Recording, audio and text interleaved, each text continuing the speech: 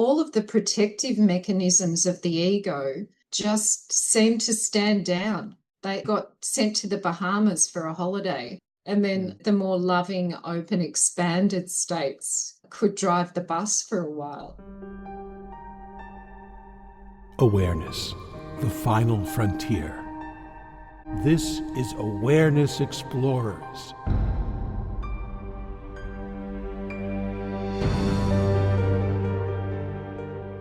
Welcome back, Explorers, to Awareness Explorers. I'm your co-host, Jonathan Robinson, and I'm with, who are you, Brian? I'm Brian Tom O'Connor, your trusty friend and co-host. I thought you were Pure Awareness, so I'm glad that you updated me. Yeah, that's my true identity. I have to change into it in a phone booth. There are no phone booths anymore, so you're in trouble. That's right. In London, there are. I just came back, but they're usually empty or smell bad. Well, speaking of foreigners, we have a foreigner, Amy Islip. Is that how you say your last name, Amy? It's Islip, like iPhone. Islip. Oh, okay. And I've been looking forward to interviewing Amy for a while, and I'll tell you why. Amy is a psychotherapist in Australia, but the way we got to know each other is most of you who listen to the podcast know that I do MDMA therapy online. And Amy asked for me to do that with her a few months ago. That was how long ago, Amy? That was 3 months ago, back in 3 months August. Ago. Yes, you spoke for Mind Medicine. I heard you on an interview. Right. So we arranged to do that online, as I do with many folks. And Amy had, she'll talk a little bit about her experience, a rather profound experience that did not really diminish the way normal experiences do. And she has been in a, we'll call it a heightened state of love and peace and even bliss for the last few months. Would that be accurate to say, Amy? That would be accurate to say, yes. And so Brian and I thought it would be fascinating to interview her because she's clearly going through a spiritual awakening. Occasionally I give her tips like you might want to read this or talk to this person so that you have a better understanding of what's going on. But I wanted to go into depth about her experience and how it's been for her, because there's not that many people that we get to interview who are right in the middle of a very big awakening. So very excited to have you here on Awareness Explorers. Welcome. Thank you, Jonathan. I'm very excited to be here too.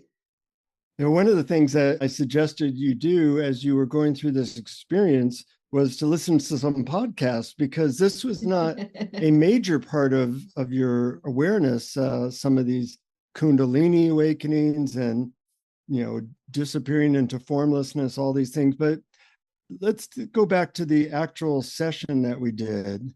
Was there anything that specifically surprised you about that session? I forget if you had done MDMA before. No, I hadn't. That was the very first time that I had tried the medicine. And I remember very clearly a moment where we were waiting for the medicine to kick in, Jonathan, and it seemed to take what I thought was quite a long time. And then it was very gradual and very gentle. And I remember saying to you that, oh, this is who I am. I know this. I know this is just me. Right. And that's one of the things I love about that medicine is it doesn't feel, things like LSD, you're tripping. But with MDMA, a lot of people say, it feels like I've been on a bad drug for the rest of my life, and this feels like I'm normal, in a certain way.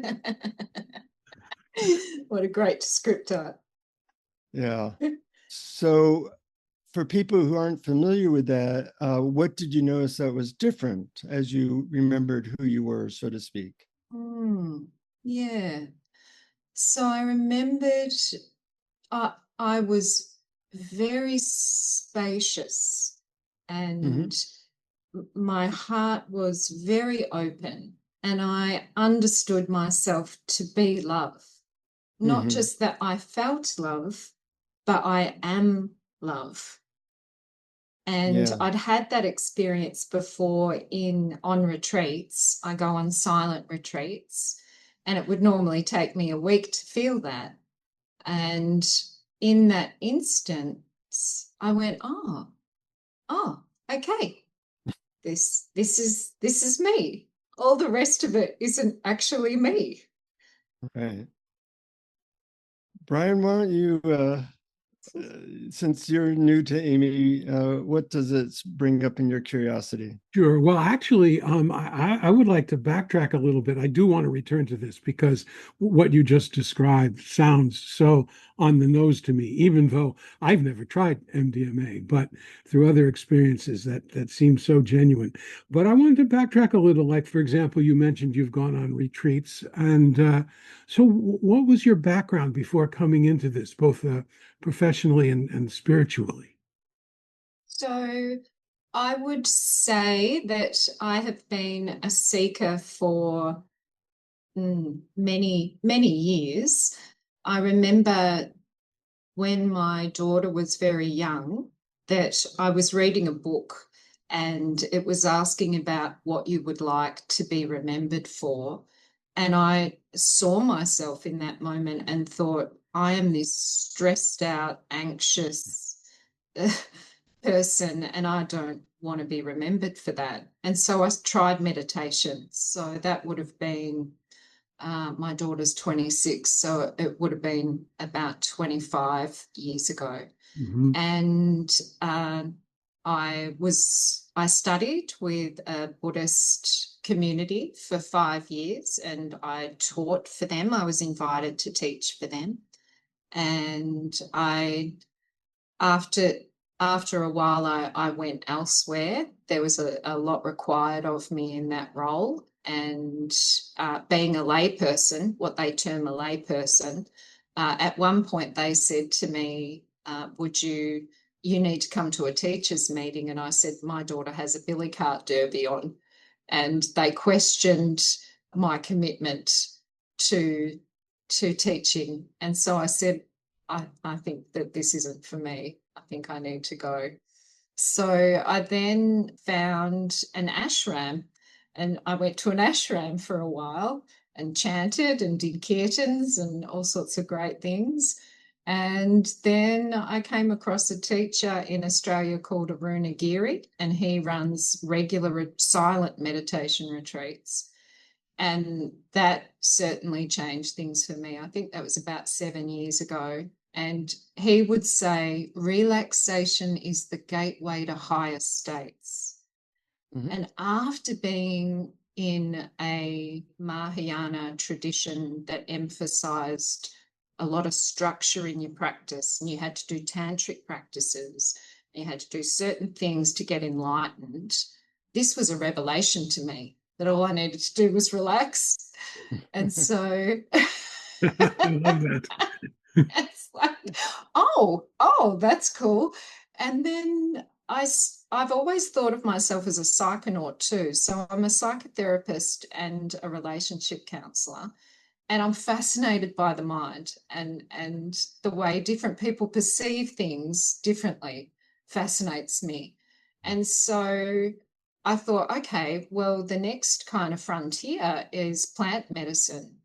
And so I experimented with ayahuasca a couple of times. And then I was listening to Jonathan speak through a professional development I was attending. And he said at the end, oh, and you can contact me if you'd like. And I went, okay, and did it straight away. So that's kind of like how I ended up here. Oh, that's beautiful. That brings us right up to date to now we can get back to your experience with Jonathan and the MDMA therapy. And was there something in particular that you were hoping for when you went into it? Or did you have any goals, or was it just curiosity to see where it would take you? Oh, well, it was a bit of both. So I thought I'd like to facilitate MDMA therapy myself. And since Jonathan has so much credibility in that area, I always try everything that I do with clients. I make sure that I've been a client, because then you can be a better therapist if you know what it's like to be a client. Yeah, so from one perspective, I wanted to know about a client's experience. From a personal perspective, I was excited about this gentle medicine because ayahuasca is a very strong medicine. They call it the Great Purge, and you don't know where your psyche is going to take you. Whereas on MDMA, as I understood it from Jonathan's explanation, it was a much more gentle medicine that is a heart-opening medicine. And I thought, well, if relaxation's the gateway to higher states, ergo, certainly MDMA would help me with that. So I did say to Jonathan, one of the things I wanted to get out of it was I wanted to realize a higher level of consciousness.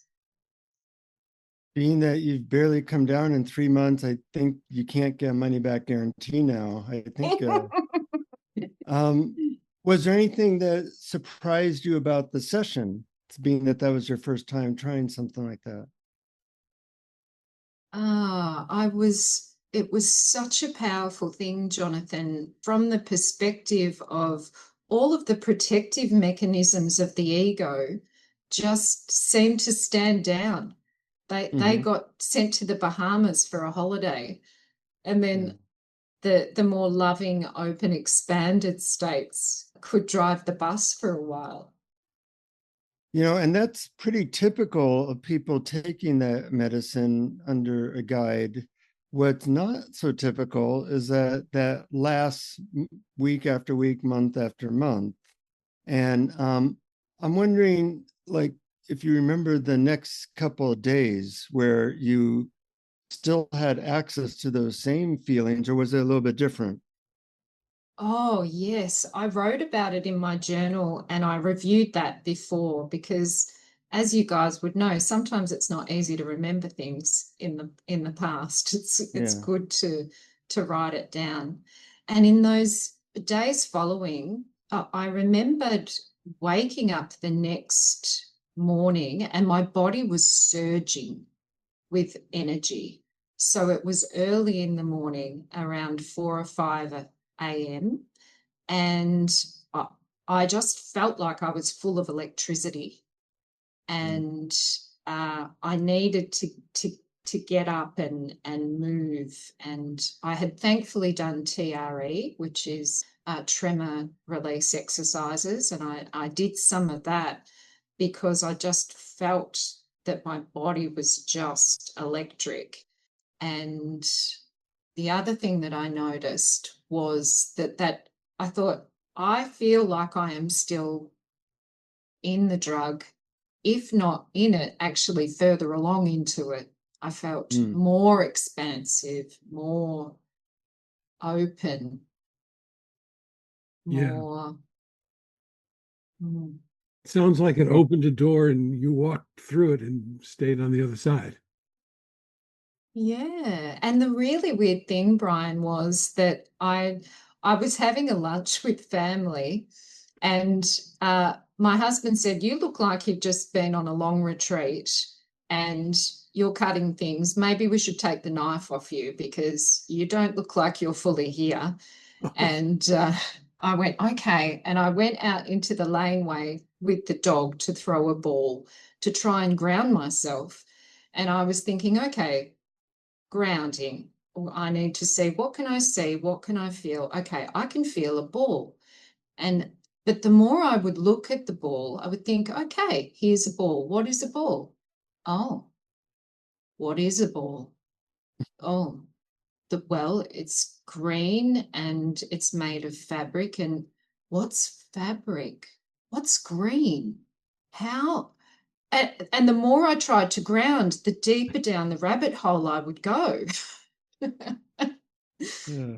So, you get down to atoms and energy and what's energy, and it's all one energy. And I'm not grounded anymore. Yeah, it's all the fabric of the universe, all of it. Yeah.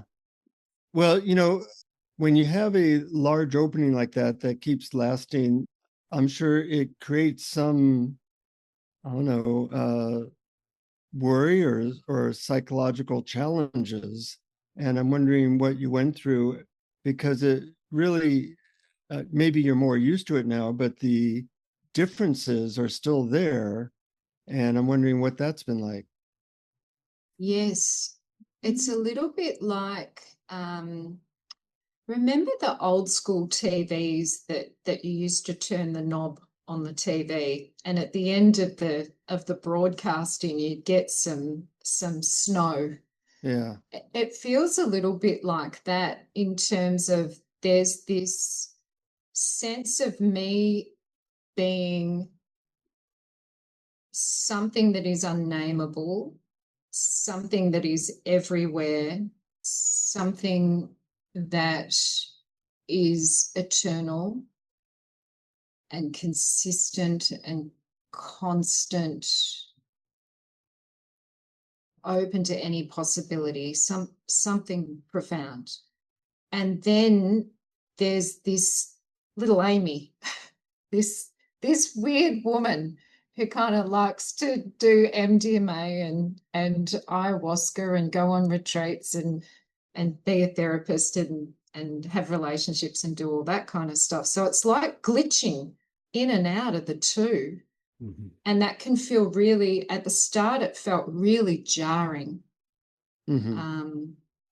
And difficult. It felt like out of control. Like I couldn't. Sometimes I remember once driving in the car and I was listening to beautiful classical music and my whole body dissolved, and I'm feeling like I'm driving a car, but I can't feel these hands. And are they hands? What on earth are these things? Mm-hmm.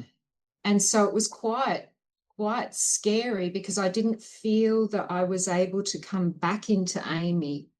Yeah. I felt like it was that at times I would just be washed away. And the one thing that really helped me, Jonathan, you had given me a tool while we were in the MDMA assisted session, and that was, you helped me to understand how I zoom in and how I zoom out. Uh-huh. And that's what I now do, is I zoom in to be Amy. So I kind of draw all of that energy back in, and I feel my body, and I pick up a story about Amy, and Uh-huh. I kick my thinking in. And when I zoom out, I drop all of that. So it's like story, drop, body, open, and I can expand again. So I've over time I've learned how to do that in a way That's that feels beautiful. Yeah. safe. Yeah, that really rings true to me, and it fascinates me because I know there are people who are afraid of losing themselves. And in my experience, and you described this very well, I think of it as the little me and the big I.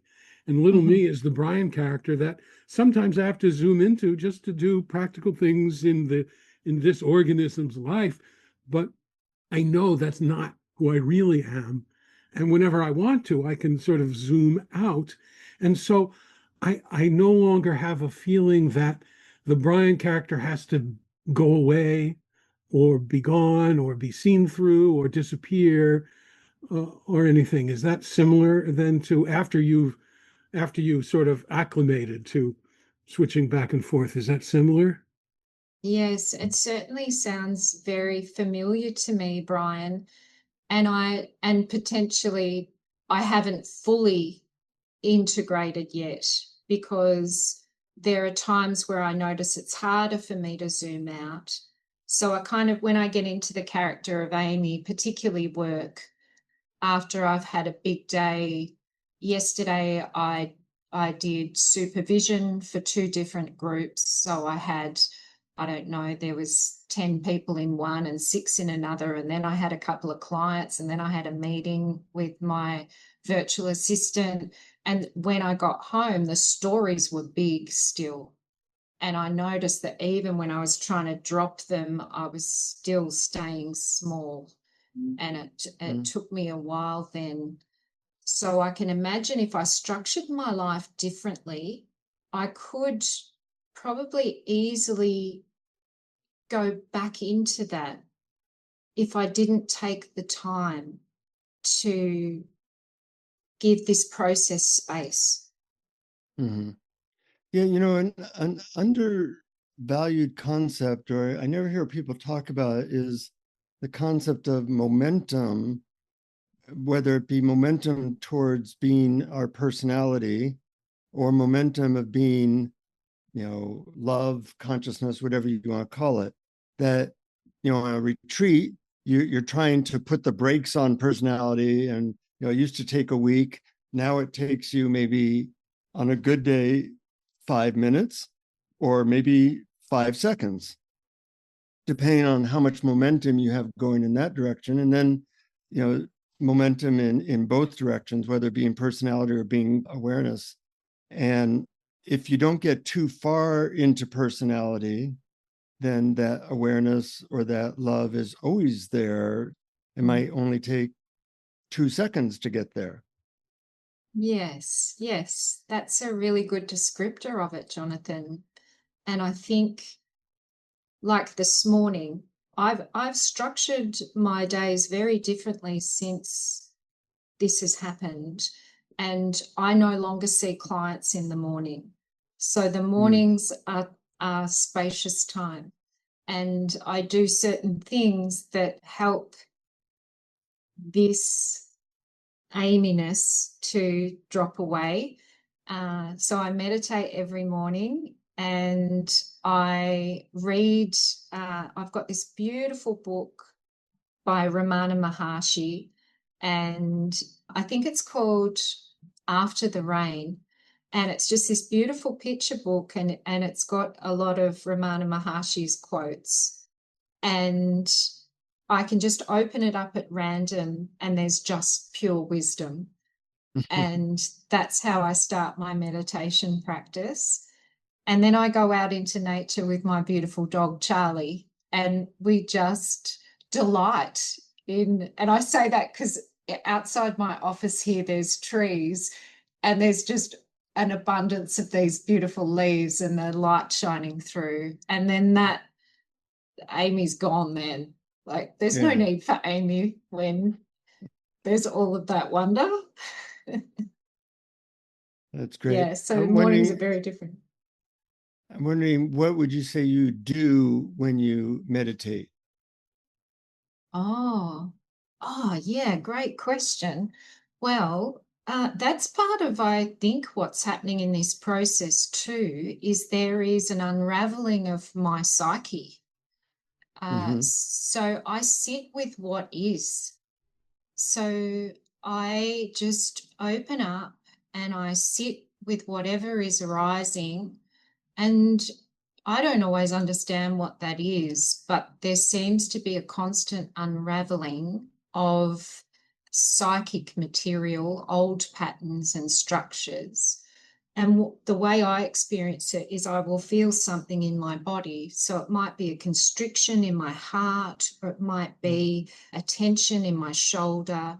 And I just go deeply into that, and I drop the story, and I allow that to be whatever it is. And usually it will come out in some kind of emotion.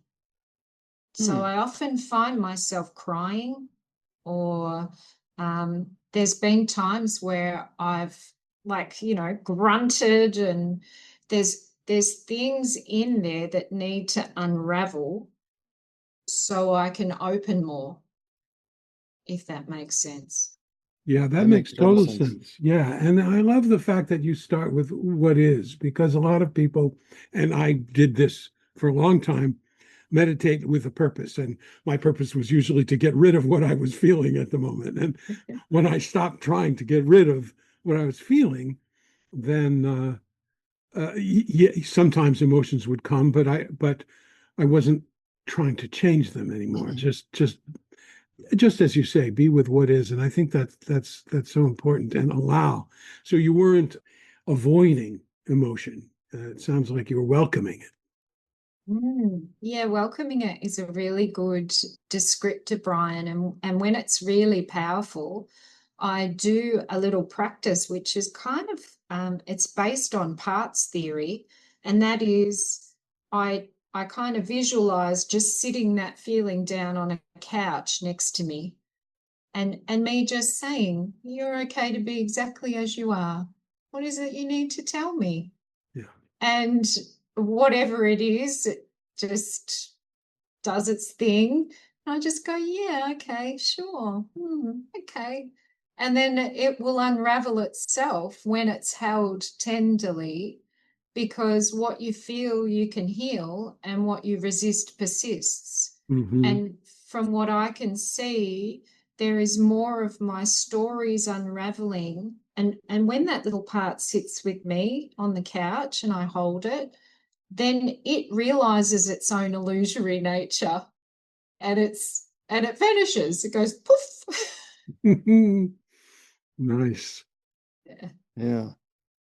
I know that you've also had some what could be called Kundalini type experiences. I'm wondering if you can talk about that. Yes, that's quite the ride, Jonathan. That is, thank you very much for pointing out that that was potentially what was happening, because I've appreciated very much that you've checked in on me, and like you said, offered me some just signposts along the way. And you gave me a couple of episodes to listen to, and one of them was Gareth Dignam in Ireland. And so I linked in with him, and I asked him, would it be safe to say that I am having a Kundalini awakening? And he laughed and said, oh, yeah, that's safe. And I went, okay. And so what that feels like in my body is it feels at various points like it's breaking apart, and at other points like I am consumed with bliss. Like there is so much bliss within this system that I might not be able to manage it. That I almost need to like grind my teeth to get through it. And it could be just listening to a piece of music. And what I see is if I can relax and let go into that and deeper, then it opens more and more. And what I understand is happening is my system is opening more in that. Mm-hmm. If I drop, open, then this energy is life moving through me. It's interesting that it makes sense that we resist pain or uncomfortable things, but it's also very clear that we resist bliss and intense love. I have a word for it because I couldn't find a word for it. I call it blissistance. That is golden. Because, it was very obvious that I was resisting the bliss, and I didn't know what do other people experience this, and they do, and you do have to, your system kind of has to get used to some of these higher states when you're not, if you're used to a certain amount of energy, going to a higher level is a transition process. Yeah, absolutely. And I think for me, I don't know your appetite for this type of discussion, but we're about to find out. For me, I liken it a little bit to a human orgasm. So a human orgasm normally is a build to something, and then it's an explosion, and then we often can't manage that. We kind of bring ourselves back. There's that, what did you call it? Blissistance. Blissistance. We have blissistance to that, because that is an opening, essentially. and you could open more and more and more and more to that. Well, particularly for women, I don't know, it might be a little bit different for men. And so I think for me, what's helped me, strangely enough, is to see it a little bit like, and it feels a little bit like a full body orgasm. It's not confined to one location. It is a building, a surging of pleasurable energy, and then the more I open to that, the more it expands into the universe. Essentially, it's beyond the confines of the body. But that takes practice, from what I'm experiencing, to not shut down to that.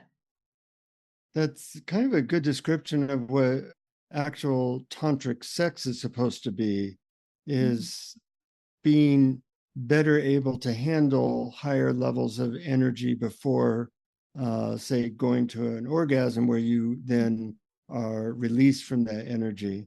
And in our cultures, we're not used to that. So it does take, it's like going to the gym and handling more and more, whether through breath or meditation or whatever.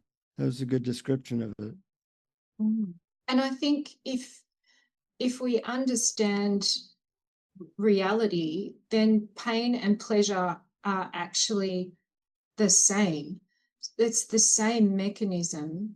And I think I had migraines for 30 odd years, and I think the mechanism is very similar in terms of being able to handle the build of energy and expand within it. So it's exactly the same, pleasure or pain. If you're brave enough to open and be that, then it transforms. And has your experience of the migraines transformed? Yes, absolutely. Yes, it has. I still get them, not as savagely, apart from one particular migraine that I got not too long after the MDMA, which was probably the worst I've ever felt, ever experienced, worse than childbirth. And I said to my husband, I'm not going to take any medication. I'm not going to do anything. I'm going to go deep into it. So I'm just going to go into the room and I'm going to take it where it needs to take me. And it was profound for me that I experienced a level of pain that was just absolutely excruciating, and a deep centeredness within that, a deep trust that this is exactly as it should be and it's okay. And I was able to, just like we were talking about opening to the pleasure of an orgasm, I was able to open and expand into the pain. Yeah, I know that when Adyashanti had his major awakening, he went through intense stuff like that. And it's almost like he described it as, it felt like his brain was being rewired. Yes, that's a great description of it. Yeah, I really feel like that too. And my husband says that there's very pronounced differences to me as well. What has he said about how you're different? So he said that I've been a relatively non-judgmental person, but he said now I am a completely safe space. So he said he just feels like there's just the capacity for anything. I can just manage anything. And our roles have almost reversed, because he was that person, and now sometimes he'll be saying something, I'll say, oh yeah, that's an interesting story, that may be true, may not be, and he'll say, oh you're right, that's oh, you're right, okay. And so, but it used to be him kind of grounding me a little bit more. and now it's the opposite way.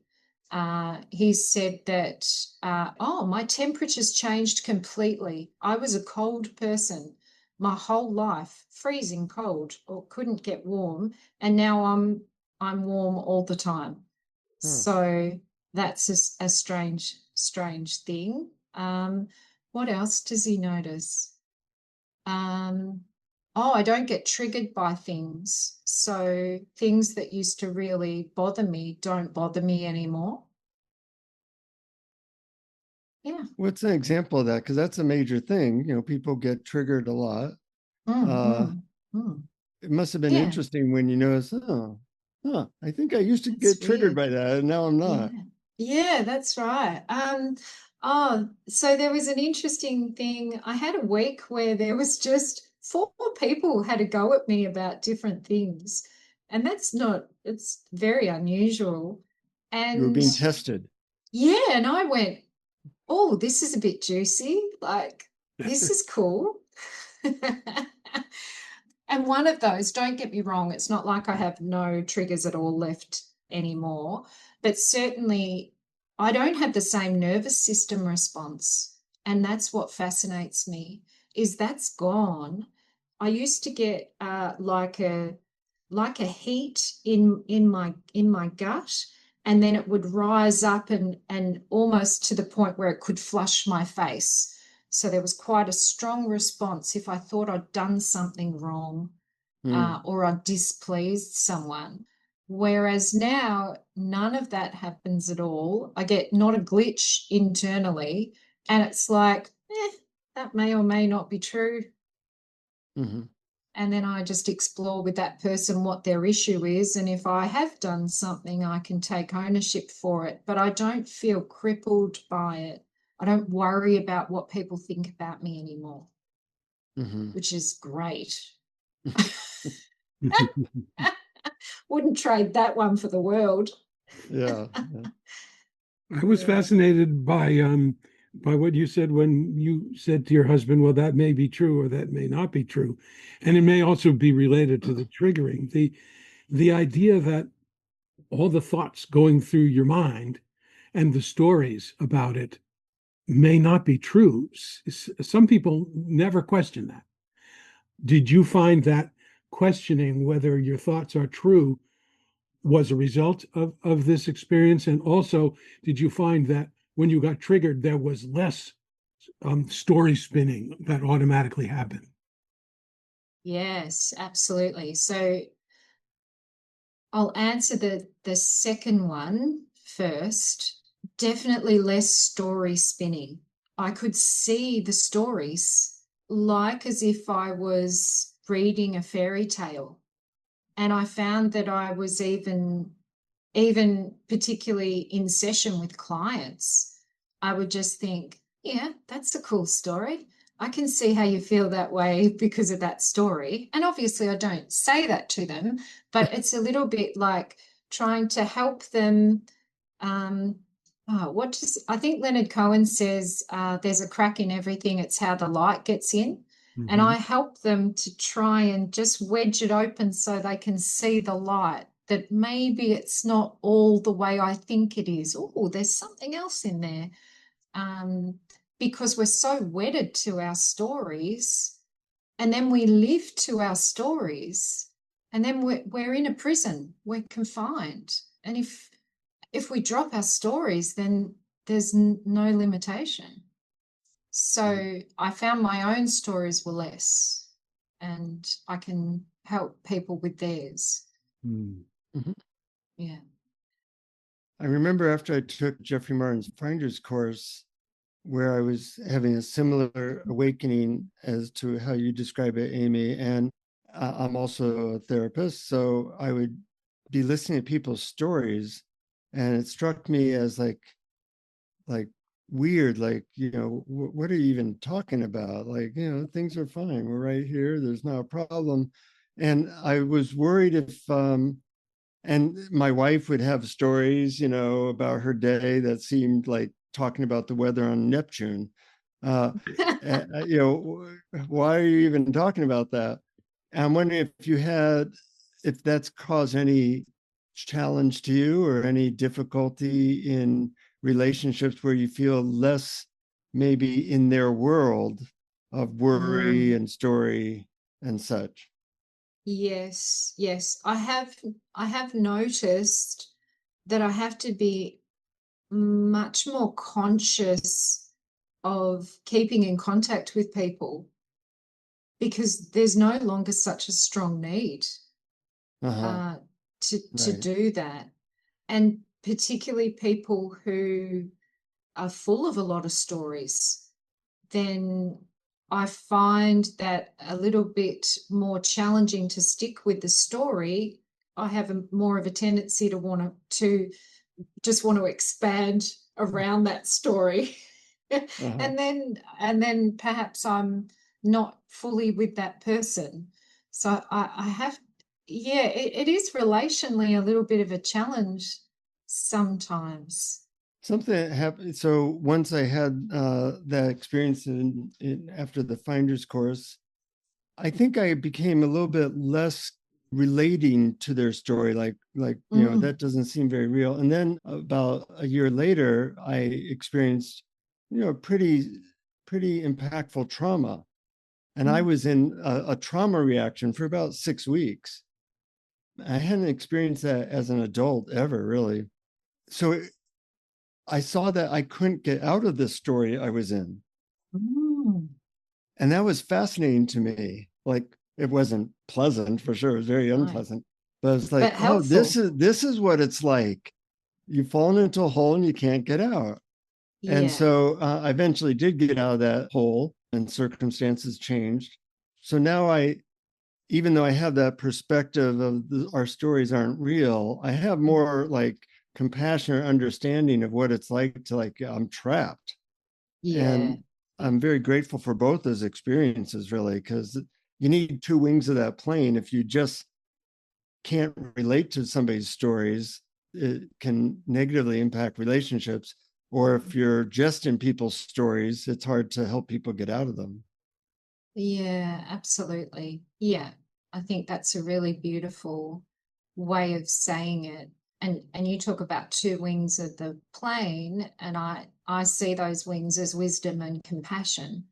And Mm-hmm. so the wisdom says it's not real, and the compassion says and the suffering is terrible.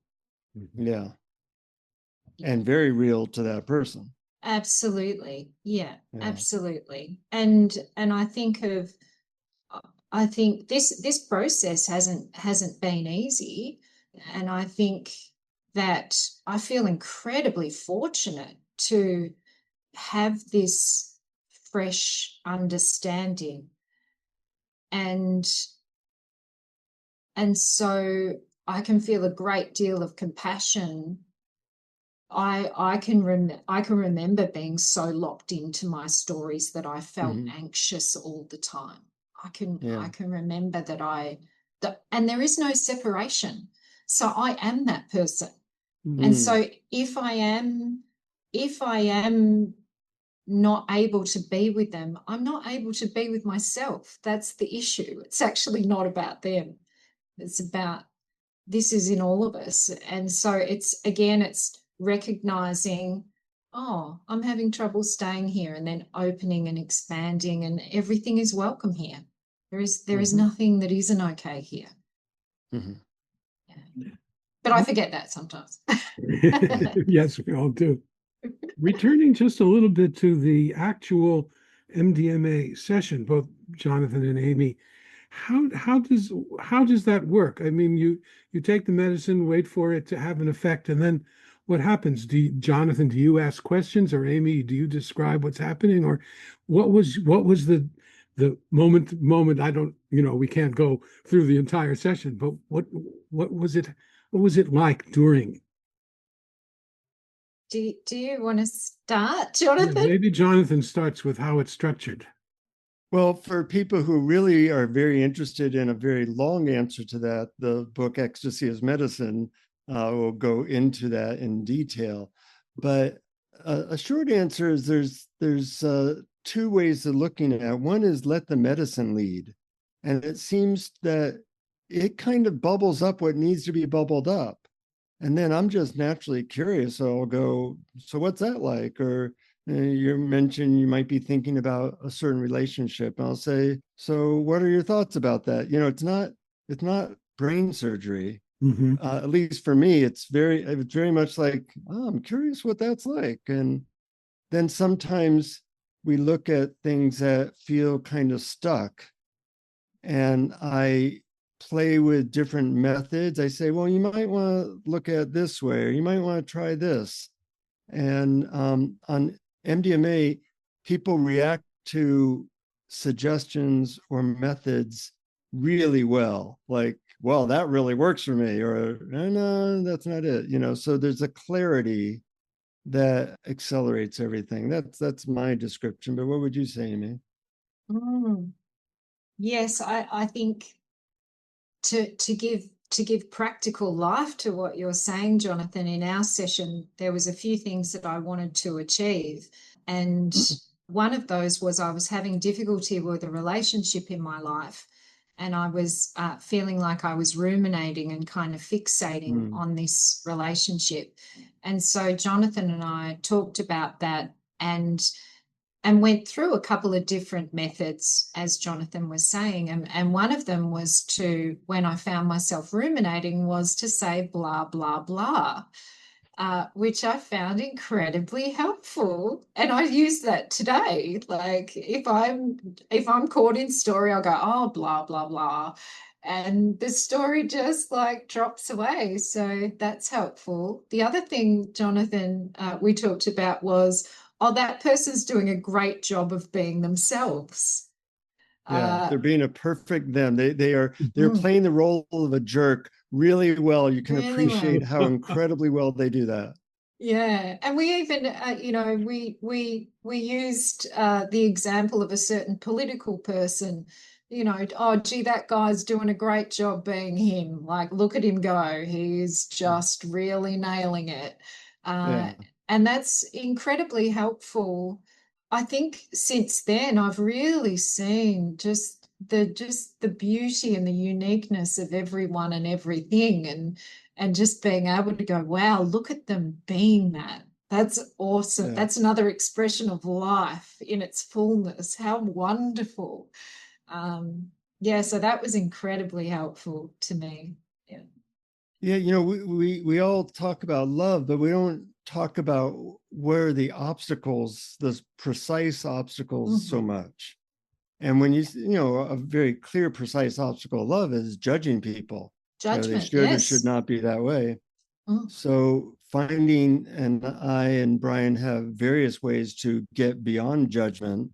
And that's it's like taking off a tight shoe. You know, Oh. um, Mhm. I've been in an improv class lately, and there was two people there that were just extraordinarily annoying. Yeah. And I was loving it. I was like, wow, you don't find people this annoying everywhere you go. They're awesomely good at it. And I was just so appreciating it. I was like ready to hug them. Like, you're such a find. And because I was really feeling like, wow, everything they said, everything they did. And all the other people in the class were like, can we get this person out of here, or can you shut up, or whatever? And I'm just like overflowing with like watching the best actor and actress in the world do their thing, and Yes. felt so much love and awe for them. I know it's like, well, I didn't used to be like that, and that's a really good feeling. It's a very cool space to be in. And I think that we can't always be as evolved as that, Jonathan. And Nor even can the I. but even the recognition of I am having difficulty with this person, and understanding that that is a disowned part of Mm-hmm. yourself, because this we are all one, and all is welcome, and all is Mm-hmm. held, and all is perfect the way that it is. Then what is it in me that I am rejecting? Because I'm projecting that. Mm-hmm. Yeah. Or you can be more evolved like you and just go, you're awesome. I love you. Look at how annoying you are. I imagine the major obstacle to that, especially when you mentioned certain political figures, is fear. It's hard to say, oh, wow, that person is being a perfect jerk when you're afraid of the outcomes. And I think that's probably the biggest obstacle that we have to this kind of allowing. Yes, I was thinking of that really, thanks for reminding me, Brian, of something Jonathan said to me during that session, the MDMA session. And that was that fear vibrates at a certain frequency. And for some people who the only frequency that they will be able to experience any relief is unconditional love. So we need to elevate ourselves to unconditional love so fear no longer has a hold and people can transform. People can remember who they are. Yeah, I was working with a client recently who experiences tremendous anxiety and fear. And I was in a place of love. And it was nice to see when real love that was coming through me in those moments and her fear, there was like a melding, and slowly the fear in her just kind of melted away. And it was very touching for both of us. Mm. And we need all more of that to happen in the world, of course. Yeah. And that's alchemy, isn't it? That's Yeah. true alchemy. And that's what I love about my job is that I get to love people. And that is super cool to see Yeah. who they are and to hold them in that.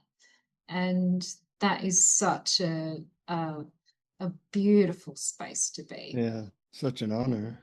Do you Absolutely. worry that this might lessen or go away, or do you feel like this is your new identity, or how do you think of that? I did for a while. I think I was kind of a bit grasping at it. It was almost like every morning it was like, oh, how am I doing? Have I popped out? Have I gone back? Like, what's happened? It's like, oh, I don't want to go back. Don't send me back there. Yeah, right. Um, whereas now it feels like my life is geared around this.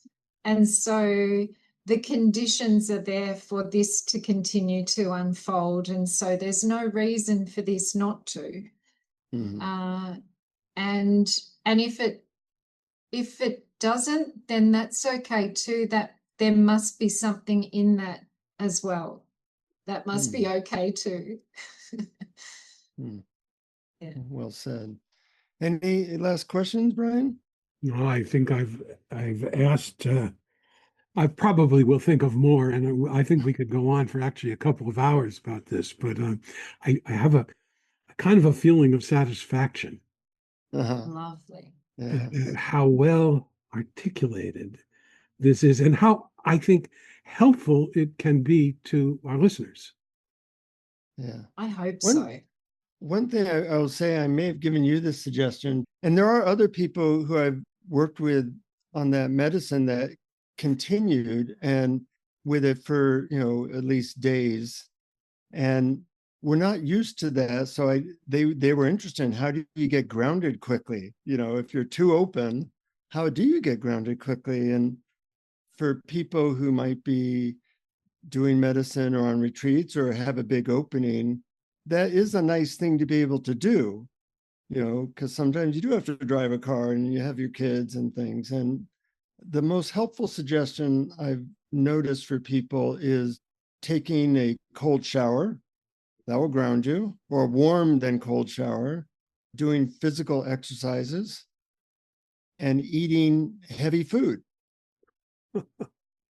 So, I know that there's been times where a thing happened to me where I did get very high, either on retreat or through some drugs. And then I had to do something the next day. And I ate a burger for breakfast, had a cold shower, and did 50 push-ups, and I'm ready to go. I'm now a Jonathan Robinson, therapist or whatever it was. And as you get better at knowing you can always get back, it gives you a little bit of freedom to know that you can always open up. You're not afraid that you'll forget your zip code or whatever. I think that's so important that you can always get back, because I find it actually works both ways. Yeah. Yeah. It's both are so like I find that dropping into pure awareness, it's just so damn reliable. And I don't worry that whether I'm there 24/7, because I can always drop back. But then if something needs to get done, I can always drop in, or I don't know what the correct verbs for In, out, each whatever. direction. Yeah. Yeah, but you get the Whatever point. works for you. Yeah. Yeah. Yeah. I like Um, too, Jonathan, that that's very body based, and mhm. that seems to be the key. Is it's something that may, because the small self relates to the body, and so putting heavy food and putting it under cold water and making it exercise helps Yeah. you to go, oh, okay, there's a body here. Yeah. Yeah. I know you're going to guide us in a brief meditation. Anything to say before that? Nope. Uh-huh. Well, I would just say it was always a great pleasure to do that work with you and to keep in touch and to hear about everything. And we don't get to talk to many people in the midst of their expansion, awakening. And so I really appreciate your way of communicating about it so clearly. Thank you both for having me. I really appreciate it. It's been a lot of fun. It's such a great topic to talk about, isn't it? You guys are Yeah. so lucky to do this. Yeah, I find talking about this better than meditation. I can see why. So please guide us in whatever kind of meditation you would like to send us Okay. on. So I'd like to invite you to just make yourselves as comfortable as you can. You might want to have a little wriggle, a couple of sighs,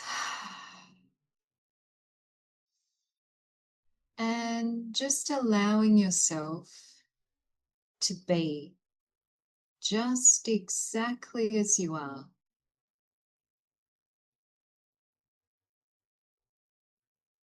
No need for the next few minutes to think, worry, or plan.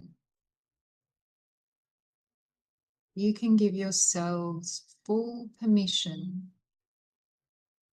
to just let that go and just rest, free from stories,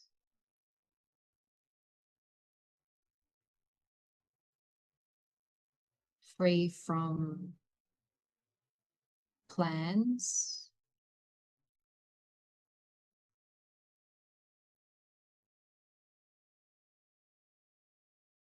just like you were sinking into a warm bath, just allowing your body to melt and soften and dissolve.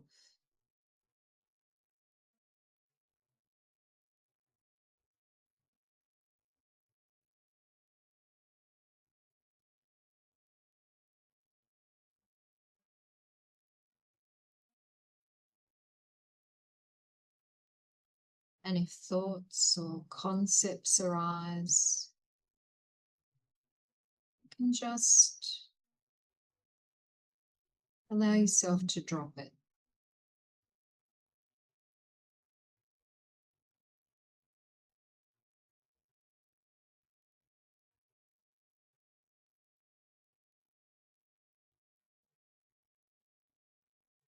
And in the absence of thoughts, worries, plans,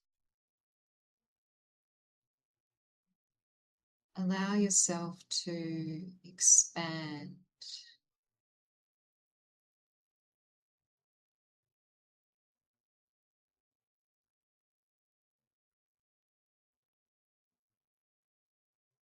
to rest in what is.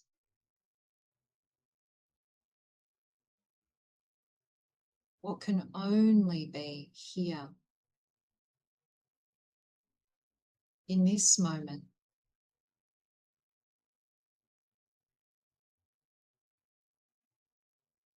Nothing you need to add,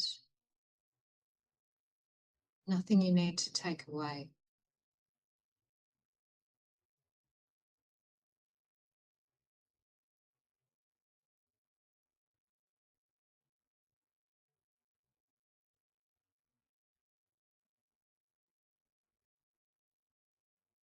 Everything just perfect as it is.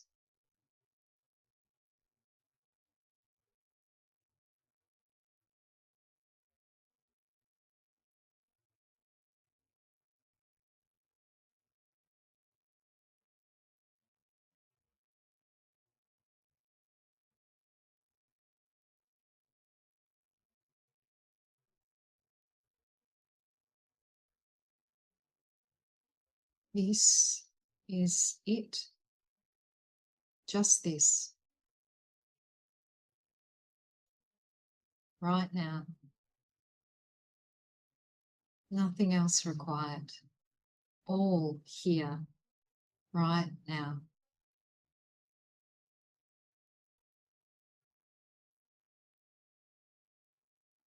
Allow yourself to remember who you are.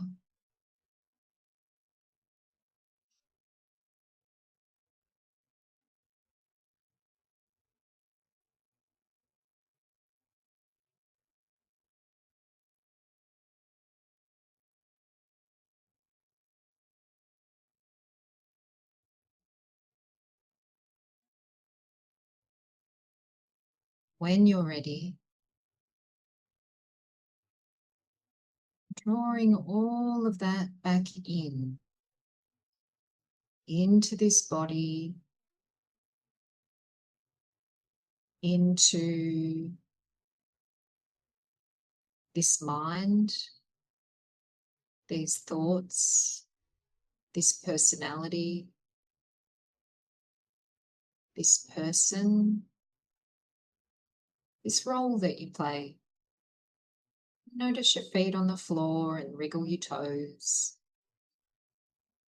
Feel back into the body, this body that gets you around and helps you to do stuff. And whenever you're ready, returning to the room. Do I have to get back into my body? If you want to finish the podcast, yes. Okay. It is good for some things. It's a nice place to visit, but I wouldn't want to live there. Oh, indeed. Yeah, well, I love that meditation. I thought it was perfect, and it just it sensed. I felt. I'm not quite sure how to put it. A kindredness. It's like, oh yeah, I almost like I felt you were me talking to me, or I was you listening, talking to Brian, or something like that. I don't know. Well, it's all of it, Brian. Yeah, it's I all can't of put it. words. Yeah. Fantastic. Thank I- you. It's been wonderful. Just a quick reminder to our supporters at Patreon, if you're interested in getting extra stuff, you've been sending out some really good stuff, Brian, bonus material. I appreciate it. I'm getting stuff out of it. Oh, thank you. But people can do that at patreon.com/awareness explorers. And, luckily we have a couple of big supporters that really help make this free to everybody else. So we really appreciate you. And we appreciate you, Amy. I hope you'll stay in touch. I like to hear how this goes over months or years. And you're a delightful presence. And I think it's great that you are in the helping profession so that you can help all your clients get a better sense of this as well. Thank you very much, Jonathan. I appreciate that. And if anyone would like to reach out to me, they can at thinkbetter.com.au. Yeah. Once again, thinkbetter.com.au, because you're in Australia. I am indeed, as you can tell by the delightful Australian accent. It's a delightful accent. Yeah. Always brings a smile to my face. Yeah, and I'm very grateful too, from the point of view of a person who has not taken MDMA. I thought the conversation was extremely helpful. Even outside of the effect on the drug, there were things that you touched on that were just deep truths that I find that I feel will be helpful for anyone to know. Yeah. And a little bit of like what the transition is like from a pure identification with personality and body to letting that dissolve or relax into something more spacious. Yeah, it's good medicine. Mm-hmm. Well, thanks for our listeners, and thank you, Amy. Until next time, everybody, keep exploring. Keep exploring. Thank you for listening to Awareness Explorers. To learn more, you can check out our website at awarenessexplorers.com. Please subscribe to our podcast on your favorite podcast app. We'd love it if you would post a review. And please share our link on Facebook and with family and friends, because knowing yourself as awareness is the greatest gift you can give yourself or someone you love.